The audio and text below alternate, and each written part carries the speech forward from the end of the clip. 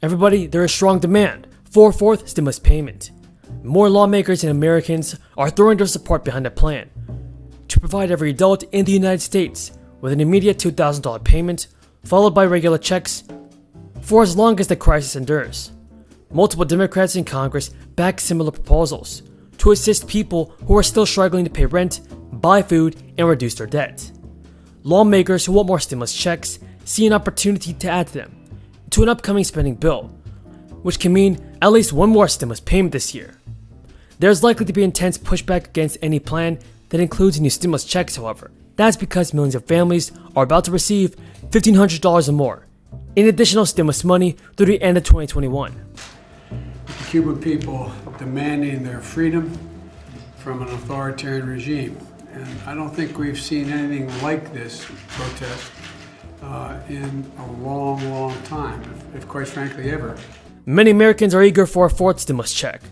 There are over 3 million people that have signed an online petition calling for more relief. The goal of 4 million signatures comes closer each week for the petition, which asks Congress for a $2,000 payment for adults and a $1,000 payment for dependents immediately, and continuing regular checks for the duration of the crisis.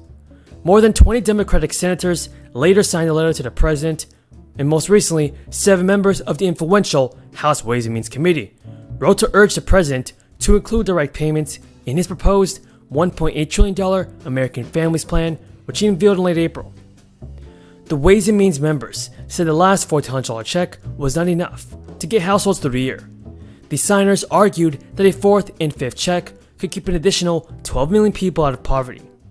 The American Families Plan includes new funding for childcare, education, and healthcare. Hi everybody, this is Senator Bernie Sanders, a founding member of the Defending Social Security Caucus in the U.S. Senate. I just want to take this opportunity to congratulate Social Security Works for all of their efforts. Joe Biden has also signaled that he would be willing to try to push through Congress using a budget reconciliation process. The same fast-tracking method was used in March to pass the last stimulus check and the rest of Biden's stimulus relief package. Now, when it comes to fixing the nation's crumbling roads and sewers, all eyes are on a $579 billion bipartisan framework brokered by the White House. Like most things in Washington, the path forward for that spending bill is riddled with political roadblocks. The good news for manufacturers, though, is that the US has actually already signed off on a potentially meaningful influx of fresh infrastructure, spending the latest $1.9 trillion stimulus relief program. The American Rescue Plan is better known for its $400 checks and the extension of enhanced unemployment benefits. But the package also includes $123 billion in K-12 education, related spending, and $350 billion in state and local aid, among many other things. State and local governments can use their share of the federal aid to provide assistance to households or industries hard hit by the crisis.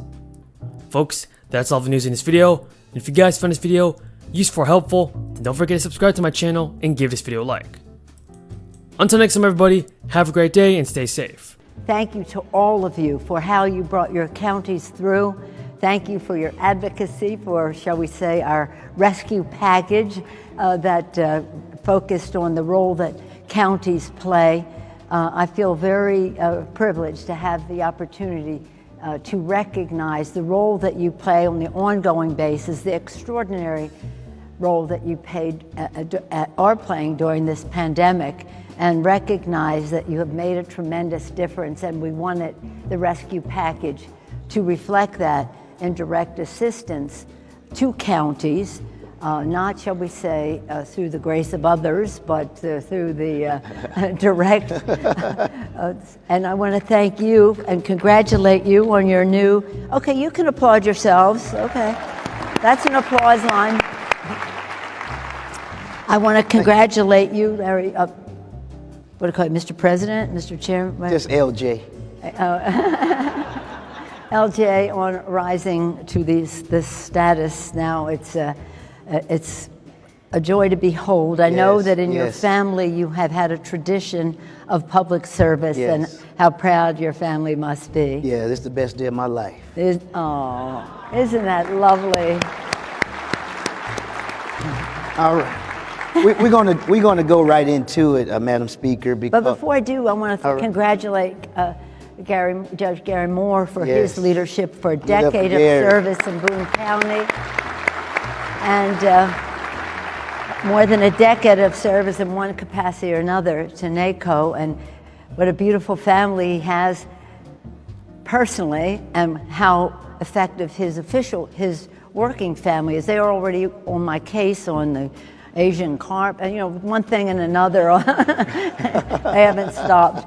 But congratulations to Judge Moore for Yes, give him another great hand. President Moore.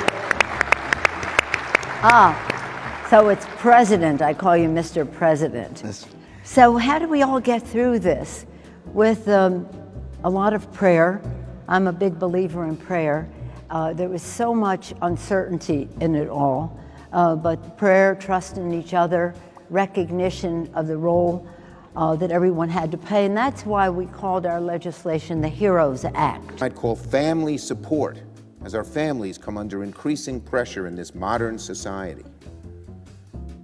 Things like childcare, family leave, education, health care are just as essential to giving our citizens opportunity as building roads and bridges and railways. Both are very important. 21st century investment in broadband internet, the electric grid, and retrofitting our economy to fight climate change in bold ways are just as important as roads and bridges and railways. We must do both. It's not one or the other, and we are going to do both. Before the week work period is over, it is my intention for the Senate to hold votes on the bipartisan infrastructure bill and a budget resolution. Members should prepare for a busier work period than usual, with the possibility of late-night votes, weekend votes, and changes to the August schedule. It's not going to be easy, but it's certainly going to be worth it. The federal government has not made a significant standalone investment in infrastructure in decades. We're the world's largest economy, and yet our infrastructure ranks 13th. America has less generous family support policies than so many of our peers who are not as wealthy as we are. It's time to rebuild our infrastructure, create millions of good-paying jobs, particularly to those who haven't been able to get good-paying jobs, and help American families keep up with rising expenses. If and when we succeed, the benefits will reverberate across the country for generations to come.